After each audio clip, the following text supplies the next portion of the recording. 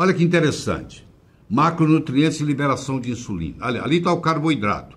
Você ingere um carboidrato, se eu medir a sua insulina no sangue, olha como é que ela vai subir. Já a proteína, se você come uma proteína, parte dessa proteína vai virar açúcar, mas não é muito. Vai subir a glicemia, mais muito. Mas se você come gordura, que está aí em azul, não sobe a insulina no sangue.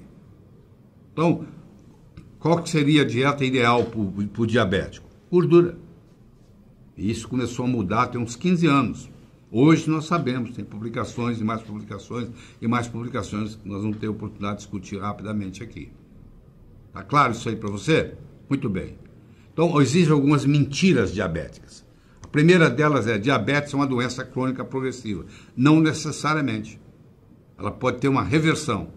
Reduzir a glicemia é a meta do tratamento. Não é. É reduzir a insulina. O problema é insulínico, não é glicêmico. Glicemia é como se fosse a febre numa gripe. Você tratando a febre, você não está melhorando ou piorando a gripe. Você está tratando um sintoma.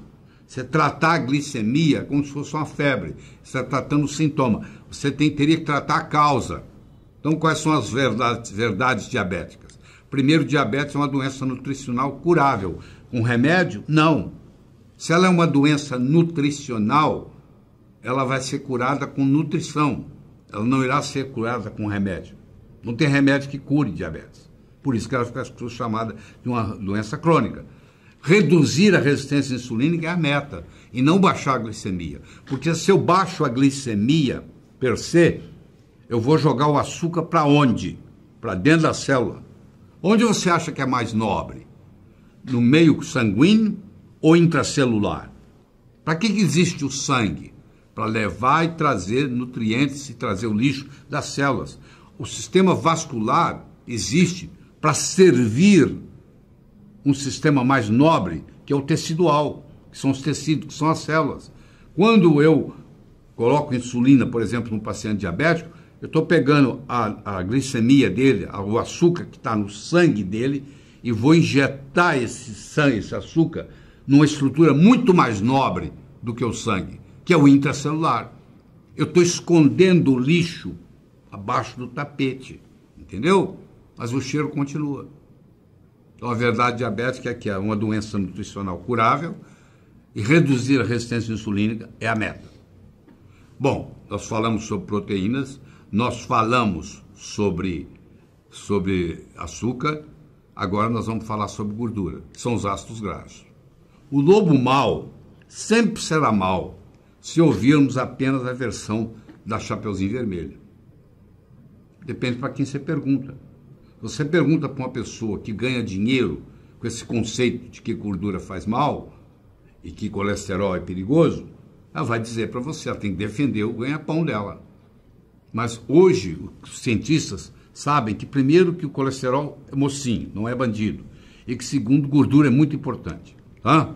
Gordura no alimento não significa gordura no corpo, só para você ter uma ideia. Gordura no alimento não significa gordura no corpo. O ácido graxo esteárico, que é esse aí, é uma gordura saturada que pode ser armazenada no tecido adiposo na forma de triglicérides. Chamava-se triglicérides até poucos anos atrás. Num congresso desses, eles resolveram mudar o nome de triglicérides para triacilglicéride. Então, você vai escutar gente falando triglicéride, você vai usar gente falando triacilglicéride. Entendeu? Os dois estão certos. A maioria continua usando triglicérides.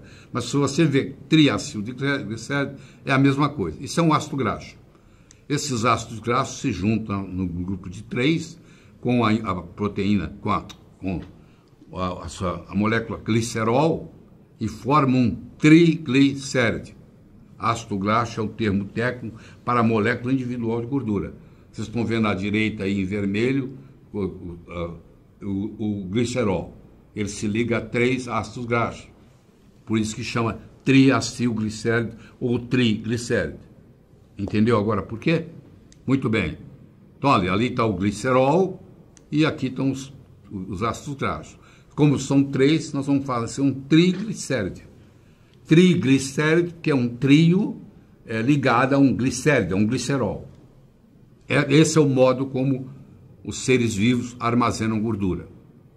Tá? No seu tecido adiposo, isso aí vai se acumulando e você vai engordando.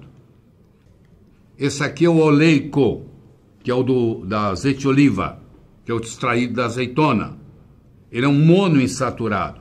Ele tem 18 carbonos e ele é um ômega 9. Se você contar da esquerda para a direita, você vai ver que ele a insaturação está no 9º carbono, entre o 9 e o 10. Por isso que ele chama ômega 9. Esse aí foi feito para usar cru, de preferência, na salada. O máximo que você pode fazer é cozinhar com ele. Você não pode assar com ele, você não pode fritar com ele. Você não pode fritar um ovo com azeite, porque esse oleico aí, ele é instável. Se eu colocar ele na temperatura da frigideira, ele vai virar laídico.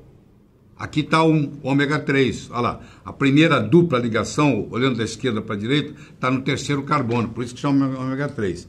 Ele é o óleo de peixe, é rico em EPA. Eicosa, em grego, quer dizer 20. Ele tem 20 carbonos.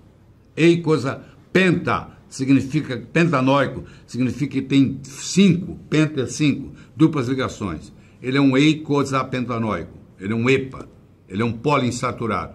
E aquele oleico que você está vendo ali, se eu jogar ele na frigideira, ele vira laídico, ele vira trans, que é veneno. Do mesmo jeito que frutose é veneno, gordura trans é veneno. Então não cozinhe, de preferência nem cozinhe com oleico. Use oleico cru. Quando você usar o azeite de oliva, você usa ele cru. O máximo que você pode fazer é cozinhar, mas não pode levar ao forno, nem pode levar à frigideira. Você entendeu por quê? Porque ele vai virar elaítico. Ficou claro isso? Olha agora o que acontece com os ácidos graxos de cadeia média. Olha lá, são em azuis. Ó, fatty acid medium chain.